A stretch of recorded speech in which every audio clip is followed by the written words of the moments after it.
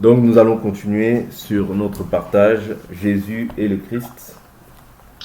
Nous allons continuer sur les prophéties qui ont été faites au sujet du Christ.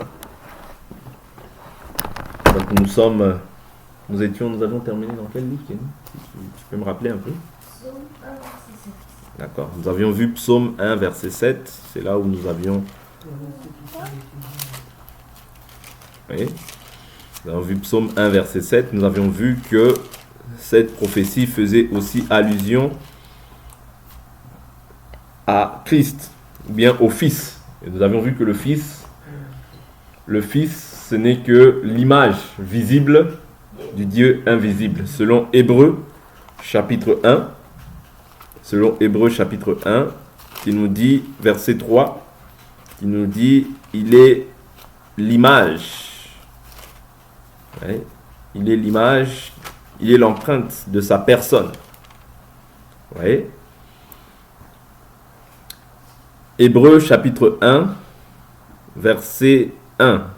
Après avoir autrefois à plusieurs reprises et de plusieurs manières parlé à nos pères par les prophètes, Dieu nous a parlé par le Fils. En ces jours qui sont les derniers, il l'a établi héritier de toutes choses. C'est par lui qu'il a fait les mondes. Ce Fils qui est le rayonnement de sa gloire et l'expression de son être, soutient toutes choses par sa parole puissante. Après avoir accompli la purification des péchés, il s'est assis à la droite de la majesté divine dans les lieux très hauts. Donc nous avions vu aussi qu'hier que la droite n'est pas Dieu au milieu, Jésus à la droite. Non, la droite symbolise la puissance de Dieu. Ok? Quand on parle de la droite de Dieu, ça symbolise la puissance de Dieu. Ok? Donc ici on voit que c'est le Fils qui est le rayonnement et l'expression de son être. Ok? Dans Psaume chapitre 2, nous avions vu que l'Écriture nous dit au verset 12, embrassez le Fils. Ouais, embrasser qui? Le Fils. La Bible ne dit pas d'embrasser le Père, la Bible nous dit d'embrasser le Fils. Vous voyez? Parce que le Fils, c'est le Père. Mais c'est le Père manifesté. Ok? C'est le Père qu'on voit. Parce que personne ne peut voir Dieu et vivre. N'oubliez pas ça. Quand tu vois Dieu, tu dois mourir. Voilà pourquoi Dieu s'est fait chair. Parce que Dieu ne peut pas contredire sa propre parole. Vous voyez? Celui qui voit Dieu, physiquement, il doit mourir. Comme Dieu ne peut pas contredire sa propre parole, c'est-à-dire que Dieu doit prendre maintenant un corps. Voilà pourquoi les prophètes avaient dit « Embrassez le Fils, de peur qu'il ne se mette en colère. » Vous voyez? De peur qu'il ne se mette en colère et que vous ne périssiez dans votre voie. Car sa colère est prompte à s'enflammer. Heureux tous ceux qui se réfugient en lui. Vous voyez? C'est dans le Fils qu'on se réfugie. Quand tu te réfugies dans le Fils, tu ne verras pas la colère. Mais quand tu te réfugies dans le Fils, tu ne verras pas la colère. Mais si tu ne te réfugies pas dans le Fils, tu verras la colère. Voilà pourquoi l'Écriture dit, venez à moi, vous tous qui êtes fatigués et chargés, je vous donnerai quoi? Du repos. Vous voyez? Le refuge, c'est le Fils. Est-ce que vous comprenez? Le refuge, c'est le Fils, car le Père et le Fils ne sont que un. N'oubliez pas. Vous voyez? Celui qui n'a pas cette doctrine n'a pas Dieu. Ok? C'est-à-dire celui qui ne confesse pas Jésus-Christ comme étant le Fils de Dieu n'a pas le Père. Celui qui ne confesse pas Jésus-Christ comme étant le Père n'a pas non plus le Fils. Parce que la doctrine que nous confessons, j'insiste, c'est le Père et le Fils. Dieu que nous confessons, Dieu que nous annonçons, c'est le Père et le Fils. Voilà pourquoi hier nous avions vu encore Jean chapitre 17 qui dit « Comme Père, toi tu es en moi et moi en eux. » Vous voyez? Je prends l'écriture. Jean chapitre 17, c'est ce que nous avions vu aussi hier par la grâce de Dieu. Parce que nous devons bien comprendre la divinité. Quand on comprend la divinité, ça va. Jean chapitre 17, verset 21. Afin que tous soient un, comme toi, Père, tu es en moi, et moi en toi. Je reprends. Verset 21 de Jean chapitre 17. Afin que tous soient un. Quand il parle de tous là, il parle de ceux qui vont croire. Parce qu'au verset 20, il dit quoi? Ce n'est pas pour eux seulement que je prie, mais encore pour ceux qui croiront en moi par leur parole. Ça veut dire qu'aujourd'hui, si on croit, tu ne peux pas croire comme tu veux. Non. Oh non, moi je crois comme ça. Non, ça n'existe pas. Cette foi-là n'existe pas. Sur la terre, ça n'existe pas. Ceux qui croient comme ils veulent, ils sont dans la foi, mais la foi vaine. Cette foi ne sauve pas. On ne croit pas comme on veut. On croit selon le modèle que les apôtres nous ont légué. Oh non, moi je crois comme ça. Je crois. Ça, c'est pas la foi. La foi est basée sur ce qui est écrit. Aujourd'hui, chacun veut croire comme il veut. On est comme au temps du roi Salmanassar. Les gens, ils croyaient en Jésus, mais ils avaient encore leur Dieu. Oh non, moi je fais encore mon Dieu. Oh non, moi je fais encore comme ça. Mais non, ça c'est pas la foi. La vraie foi doit s'appuyer sur ce qui est écrit. Voilà pourquoi, quand les gens croyaient mal, Dieu permettait que les lions viennent. Vous voyez, pour manger les gens. Dieu permettait. Pourquoi? Parce que les gens ne connaissaient pas la religion du Dieu du pays. Or, la foi que nous annonçons, Christ que nous annonçons, c'est tout un pays. Vous voyez? On ne peut pas croire comme on veut. Non, on croit selon le modèle. Parce que si on croit comme on veut, chacun va ramener son raisonnement. Tout le monde se soumet à la parole. C'est ça croire. C'est se soumettre pleinement à ce qui est écrit. Ah, moi je crois comme ça. Bon, tu crois comme ça par rapport à quoi? Ah non, parce que moi j'ai envie de croire comme ça. Non, c'est tes convoitises qui te poussent à croire comme ça. Quand tu crois, tu dois croire selon le modèle. Sinon, tu n'as pas cru. Même si tu veux justifier. Oh non, moi j'ai fait des expériences. Ça, c'est pas la foi. La foi se base, j'insiste, sur ce qui est écrit. Arrêtez de ramener vos raisonnements dans la foi. C'est très important. Donc ici, Jésus dit, afin que tout soit un, comme toi, Père, tu es en moi, et moi en toi. Vous voyez? C'est-à-dire que Jésus était dans le Père, et le Père était en Jésus.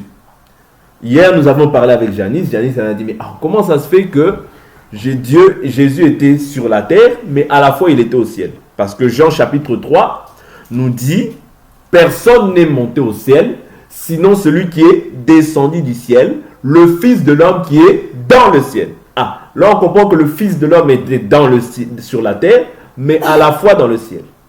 Vous voyez? Ça, c'est le dialogue dans la divinité. C'est pas d'aujourd'hui que Dieu fait ça. Ce qui a été, c'est ce qui est, c'est ce qui sera. Il n'y a rien de nouveau sous le soleil. Vous voyez? C'est-à-dire ce que Jésus fait, l'acte que Jésus fait, il l'avait déjà fait auparavant. Je prends une écriture, Deutéronome chapitre 34, vous allez voir. Deutéronome chapitre 34, le dialogue dans la divinité. Ça se fait. Dieu prie Dieu. Vous voyez? Dieu prie Dieu. Dieu prie Dieu. Je prends une écriture. Pas Deutéronome, Exode, pardonnez-moi. Exode 34. Exode 34. Je prends le verset 18.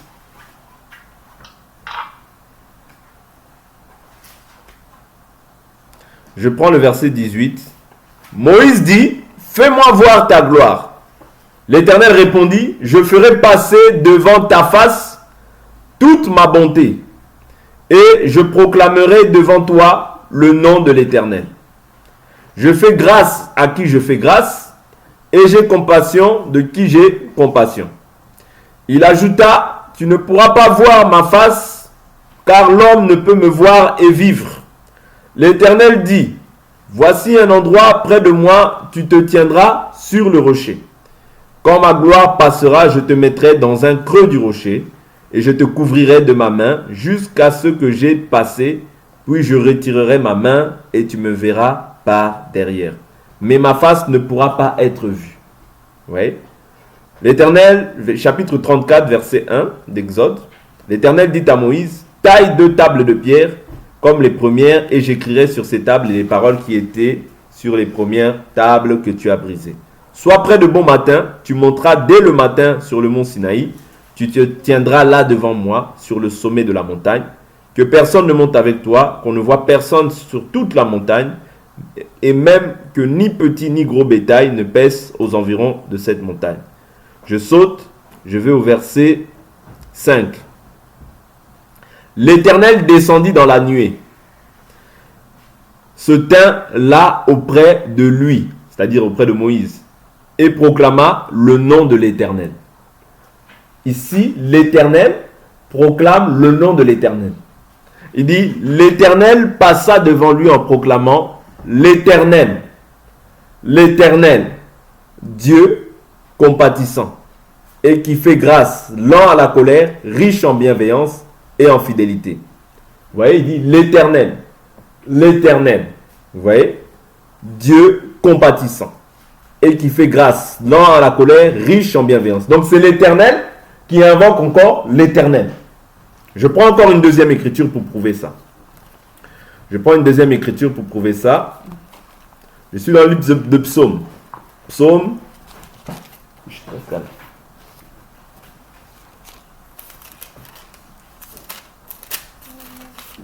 Psaume.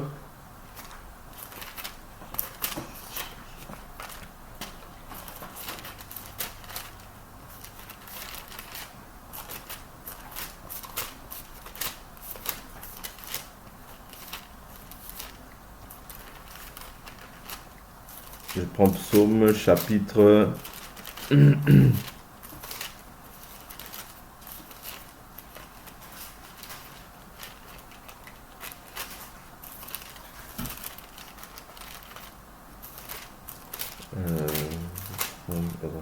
vais dans Hébreu, je vais trouver cette écriture. Hébreu va me ramener à cette écriture. Je prends Hébreu, attendez, Hébreu chapitre 1.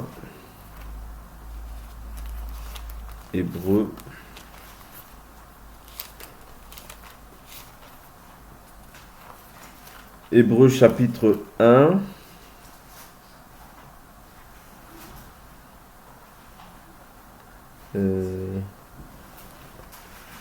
Ouais, c'est Psaume 45, je crois. Psaume 45,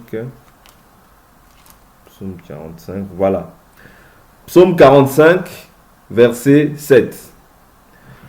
Ton trône, ô Dieu, subsiste à toujours et à perpétuité. Le sceptre de ton règne est un sceptre de droiture. Tu aimes la justice et tu détestes la méchanceté. C'est pourquoi, ô Dieu, ton Dieu t'a oint d'une huile de joie par privilège sur tes compagnons. Ô Dieu, ton Dieu t'a oint. Vous comprenez? Ici, il n'est pas question de deux dieux. Non. Je vous dis toujours, Israël avait la connaissance d'un seul Dieu. Mais il ne parle pas d'un D au D minuscule. Il dit, ô Dieu, ton Dieu t'a oint d'une huile d'allégresse, bien d'une huile de joie par privilège sur tes compagnons. Vous voyez? Vous voyez? Ô Dieu, ton Dieu t'a oint. Vous voyez? Je vous avais dit que lorsque Jésus prend un corps, il se fait esclave. C'est-à-dire il se soumet au Père. Pourquoi? Parce qu'il a le corps. Il est semblable à un pécheur. Il est semblable à un païen. Pourquoi? Parce que quand il prend le corps, il est semblable à un esclave. C'est en ça que le Fils est soumis au Père. Vous voyez? De la même manière que nous, je vous avais dit que la chair est soumise à ton esprit. Vous voyez? Mais ton esprit et ta chair ne font qu'un. Vous comprenez? Vous voyez? C'est-à-dire que toi, tu es en réalité, le vrai toi, ce n'est pas la chair. Le vrai toi, c'est l'esprit. Vous voyez? Mais lorsque ton corps prend maintenant la chair, lorsque maintenant ton esprit prend la chair, c'est alors que maintenant, quand tu acceptes la parole, ton esprit doit être soumis, ta chair doit être soumise à ton esprit. De la même manière aussi, Jésus, Dieu, quand il prend un corps, c'est toujours Dieu. C'est toujours Dieu dans la chair. Mais étant dans un corps charnel, il est soumis au Père qui est esprit. Est-ce que vous comprenez? Voilà pourquoi, par la suite, Jésus, il reprend maintenant la position de l'esprit. Vous voyez? Parce que la Bible nous dit dans 2 Corinthiens chapitre 5, verset 16, si nous avons connu Christ selon la chair, aujourd'hui nous ne le connaissons plus ainsi. C'est-à-dire, aujourd'hui, je ne connais plus Christ physiquement, parce que moi, je ne suis pas israélite, parce qu'en ce temps-là, je n'étais pas, vous voyez, mais je le connais par son esprit. C'est-à-dire que Jésus, maintenant, a repris la position de l'esprit. Comprenez? Il a repris la position de l'esprit. C'est en ça que Jésus est soumis. C'est-à-dire, quand il prend un corps, il est semblable à ses frères. Mais il est comme tout de même différent. Pourquoi? Parce que lui n'a pas été engendré de la chair et du sang. Vous voyez? Il a été engendré de Dieu. Est-ce que vous comprenez? C'est ça qui fait qu'il soit différent de nous. Parce que lui, il est Dieu, mais dans la chair. Voilà pourquoi je vous avais dit que Dieu, dans sa nature, il est esprit. Dieu, dans sa nature, n'est pas un homme. Mais quand il prend la chair, parce que c'était ce qui avait été dit, Dieu avait dit, je viendrai moi-même et je vous sauverai. Vous voyez? Et quand Dieu sera sur la terre, il y avait des signes qui devaient s'accomplir, que nous avions vus. Les boiteux marcheront, les aveugles verront, les muets parleront. Toutes ces choses-là devaient s'accomplir. Donc quand on voit ces signes-là, ça veut dire que maintenant Dieu est sur la terre. N'oubliez pas ces choses-là. Ce sont des éléments capitaux pour qu'on puisse attester que Jésus est le Christ. Parce que le Christ, comme je le répète, c'est l'Esprit éternel. Voilà pourquoi il pouvait dire, avant qu'Abraham soit, moi je suis. Comment il était? Il était dans la partie de l'Esprit. Parce que Christ est venu avant Abraham. Vous voyez? Christ est venu avant Adam. Christ est venu avant tous les prophètes. Voilà pourquoi il peut dire que tous ceux qui sont venus après moi sont des brigands. Comment est-ce qu'ils sont des brigands? C'est parce que, en réalité, tout ce qui est venu avant lui, personne en réalité. Parce que même Moïse, il est venu après le Christ. Mais Jésus est venu après Moïse. Parce que Jésus vient dans le temps. Il se fait homme dans le temps. Et quand il se fait homme, il est soumis au Père. Ouais. Mais il est toujours Dieu. Voilà pourquoi quand Philippe le voit, Philippe lui dit, montre-nous le Père, cela nous suffit. Mais il lui dit, mais celui qui m'a vu, a vu le Père. C'est la question que Janice m'avait posée, mais comment ça se fait? Mais de la même manière, j'ai dit que de la même manière que Jésus est en moi, de la même manière il est en toi, de la même manière il est dans la vie de tous les chrétiens en même temps, mais il est aussi au ciel. Est-ce que vous comprenez? C'est-à-dire de la même manière Jésus habite en chacun d'entre nous, par son esprit, mais il est aussi au ciel.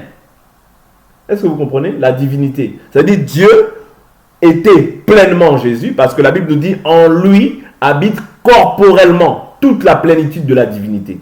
Ça veut dire Jésus était Dieu dans sa totalité. Même toi, peu importe qui tu es, peu importe les choses que tu peux faire avec Dieu, peu importe la manière dont Dieu va t'utiliser, il faut savoir que toi tu as reçu l'Esprit avec mesure. Mais Jésus lui a reçu l'Esprit sans mesure. Voilà pourquoi Jésus, il disait, je sais que tu m'exauces toujours. Vous voyez? Jésus, tout ce qu'il faisait, il était exaucé. Pourquoi? Parce qu'il était Dieu. Mais toi, tu as reçu l'Esprit avec mesure. Tu peux avoir un don, 2 dons, 3 dons. Vous voyez? Mais tu ne peux pas avoir tous les dons. Parce que tu as une mesure que Dieu a mis en toi. Est-ce que vous comprenez? Mais Jésus, lui, a reçu l'Esprit sans mesure. Vous voyez? Voilà pourquoi il disait, qui d'entre vous me convaincra de péché? Vous voyez? Or, toi, que tu le veuilles ou non, tes pensées, c'est-à-dire cette chair a été déjà vendue au péché. Or, Jésus, lui, n'a pas péché. Vous voyez? Voilà pourquoi je dis que même si nous disons que nous avons Jésus, mais nous ne sommes pas pareils. Parce que toi, tu as la chair. Toi, tu es né de la chair et du sang. Or, le péché habite en toi. Vous voyez? Or, Jésus, lui, le péché n'habitait pas en lui. Mais c'est à la croix, il s'est fait pécher. C'est-à-dire Dieu lui-même l'a fait pécher. C'est-à-dire le péché de l'humanité est tombé sur lui. Mais Jésus n'a pas péché.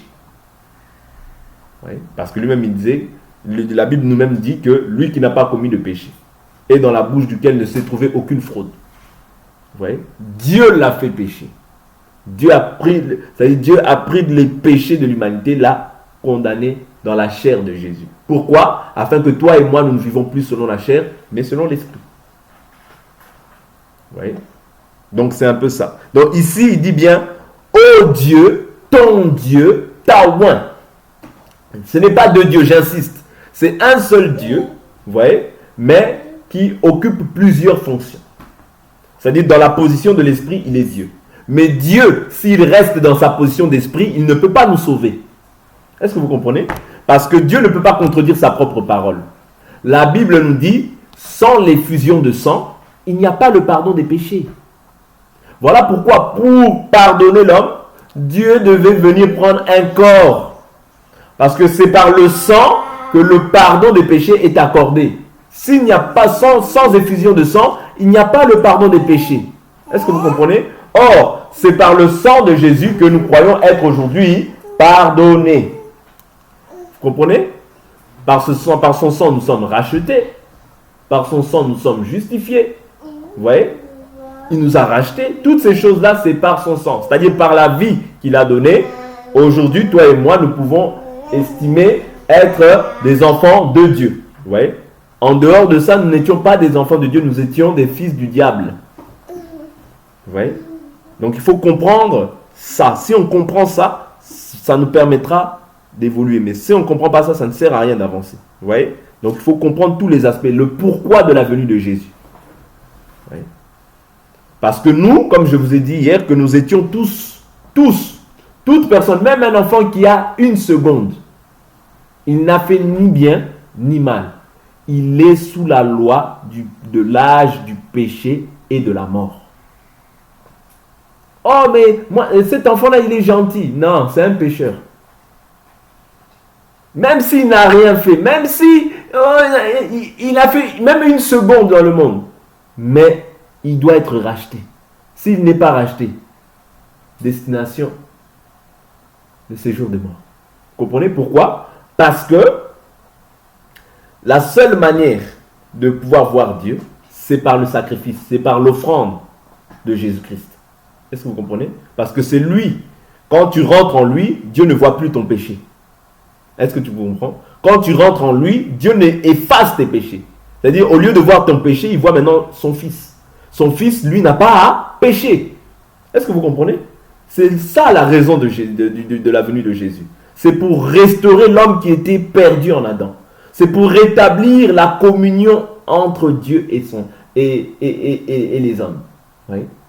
Parce que Dieu, jusqu'à présent, même lorsqu'il y avait eu le sacerdoce lévitique, la Bible nous dit, tu n'as voulu ni sacrifice ni holocauste, oui, qui cependant était offert selon la loi.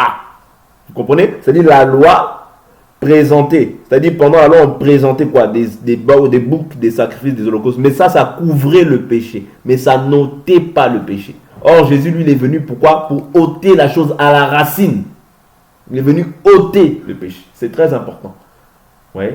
Quand on comprend ces choses-là, on peut facilement même être à même de pouvoir présenter Jésus d'une manière qui est conforme aux Écritures. Ouais. Donc c'est important. Ici il dit, ô Dieu, ton Dieu t'a oint. Vous comprenez? Le dialogue dans la divinité existe. Dieu prie Dieu. Ça existe. Voilà pourquoi nous voyons Jésus prier le Père. Ouais. Parce que ces choses-là ont été faites. Il n'y a rien de nouveau. C'est-à-dire, si on voit ces choses-là, Dieu l'a déjà fait dans le passé. Oui.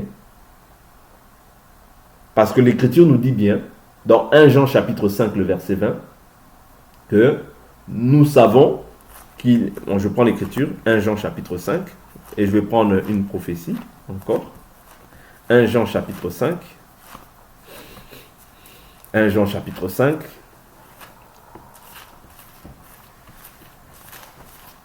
Toutes les Écritures que nous voyons, c'est afin que nous puissions comprendre que Jésus est le Christ. N'oubliez pas, c'est ça notre thème. Nous savons que le Fils de Dieu est venu, ouais, et qu'il nous a donné comment? L'intelligence pour connaître celui qui est le véritable.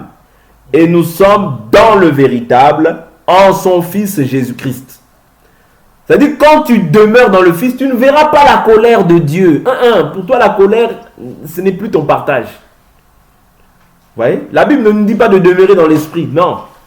La Bible nous dit demeurer, c'est-à-dire, nous sommes dans le véritable en son Fils Jésus-Christ.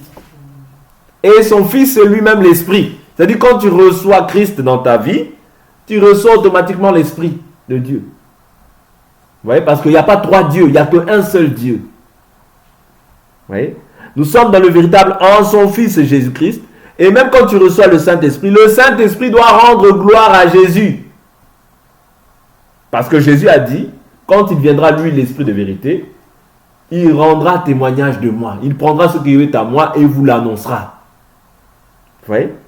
C'est lui le Dieu véritable et la vie éternelle. Là, la Bible est claire. C'est lui le Dieu véritable et la vie éternelle. C'est-à-dire qu'il n'y a pas d'autre Dieu. Vous voyez? Quelqu'un qui adonne ses prières à un autre Dieu, il les adonne à des démons. Il adresse ses prières à des démons et non pas à Dieu. Parce qu'il y a des démons qu'on appelle aujourd'hui Dieu. Quand on voit Nisroch, quand on voit Baal, quand on voit Baal-Zéboub, quand on voit Anamelech, Adramelech, tout ça, ce sont des dieux que les gens adorent, mais qui ne sont pas des dieux, qui sont des démons.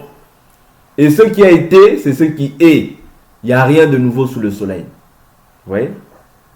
Les gens adoraient dans les temps anciens, c'est-à-dire pour adorer, ils offraient des sacrifices. Ils faisaient passer leurs enfants par le feu.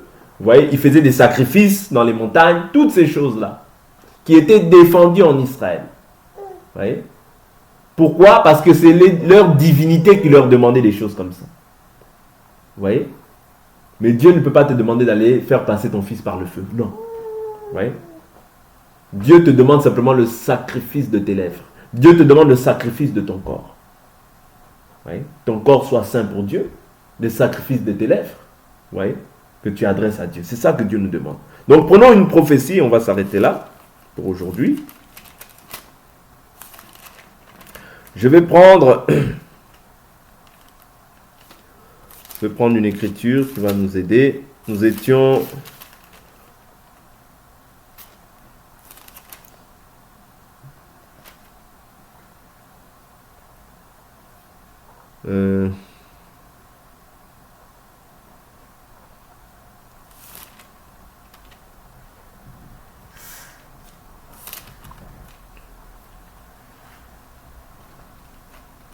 Je vais prendre une écriture, Psaume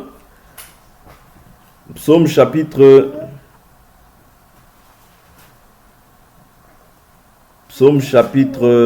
69.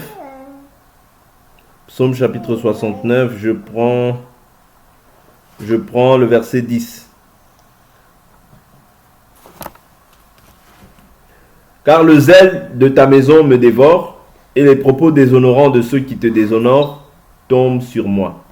Et les propos déshonorants de ceux qui te déshonorent tombent sur moi. Ici, on va voir l'accomplissement de cette écriture dans le livre de Jean, chapitre 2.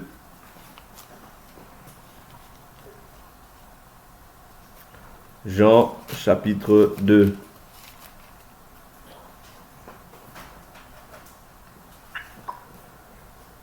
Jean chapitre 2, je prends le verset 13.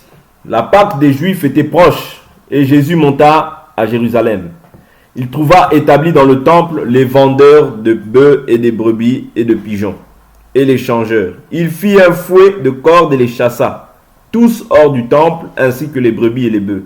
Il dispersa la monnaie des changeurs, renversa les tables et dit aux vendeurs de pigeons, ôtez cela d'ici, ne faites pas de la maison de mon père une maison de trafic. Ses disciples se souvinrent qu'il est écrit, ouais, le zèle de ta maison me dévore. Ouais, les disciples se souvinrent quoi? Qu'il est écrit. Ouais, c'est-à-dire les disciples quand ils posaient des bases, c'était par rapport à ce qui était écrit. Parce que je vous avais dit que quand les apôtres enseignaient, il n'y avait pas la nouvelle alliance. Matthieu, Marc, Jean, Luc, Actes des apôtres, Romains, les 21 épîtres, Apocalypse, tout ça, il n'y avait pas. Vous comprenez? Donc, ils enseignaient par rapport à la loi, les psaumes et les prophètes. Ils enseignaient les actes, ils enseignaient que Jésus est le Christ. Ouais, le Christ qui était promis. Ouais, par les prophètes, qui avait été annoncé par les prophètes, et il était promis. Et ici, on voit que les disciples se souviennent qu'il est écrit, le zèle de ta maison me dévore. Ouais. C'est-à-dire, ils prennent Psaume 69, verset 10. Ouais, pour se souvenir, en fait, que, effectivement, ces choses-là avaient été écrites de lui. Ouais. C'est-à-dire, ces choses-là sont simplement l'accomplissement de ce qui était écrit. Voilà pourquoi nous aussi, Tout ce qu'on fait, c'est par rapport à ce qui est écrit. C'est très important. Vous voyez? Donc, on va s'arrêter ici pour aujourd'hui.